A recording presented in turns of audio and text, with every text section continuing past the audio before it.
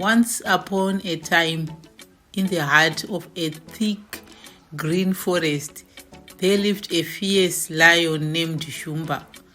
Shumba was the king of the forest, and all the animals feared him because he was strong, fast, and loved to show off his power.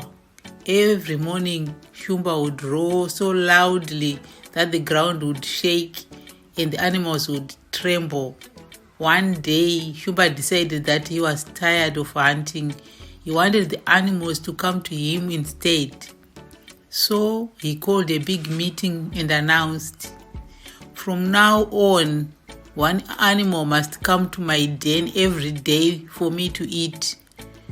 If not, I'll hunt everyone down one by one." The animals were terrified. They had no choice but to agree to Shumba's demand.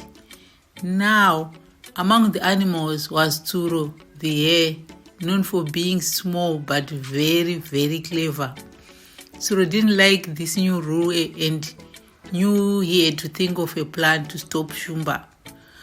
When it was finally Tsuro's turn to visit Shumba's den, he took his time.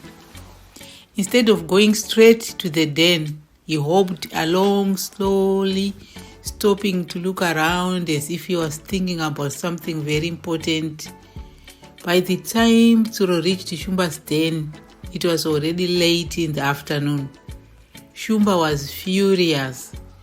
"Tsuro," he roared, "why are you so late? I'm starving." Tsuro looked up at Shumba with big frightened eyes and said, "Oh, mighty Shumba, please forgive me. I was on my way to your den early this morning, but another lion stopped me." "Another lion?" Shumba growled, his eyes narrowing. "Who dares enter my forest and threaten my meal?" Tsuro nodded, trembling. "Yes, another lion. He was big and fierce, and he said he was the true king of the forest. I told him I was bringing you your meal, but he roared, 'I am the strongest lion. Shumba has no power here.' He even said you were too scared to face him." Shumba's anger exploded. "Take me to this lion.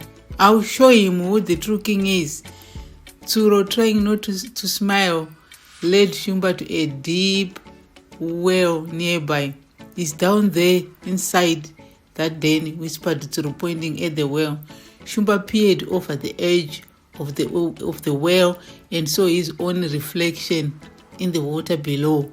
But Shumba, not realizing it was his reflection, thought it was the other lion.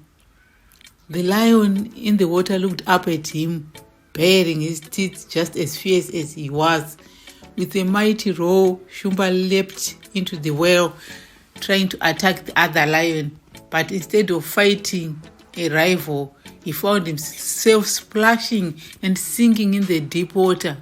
He tried to claw his way out, but the sides were too slippery.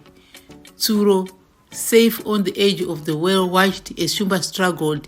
He called down, "Goodbye, Shumba. Perhaps you learn that brains can beat strength after all." And with that, Tsuro hopped away, leaving the fierce lion trapped. From that day on, the animals lived in peace, free from Shumba's terror, all thanks to the clever little hare.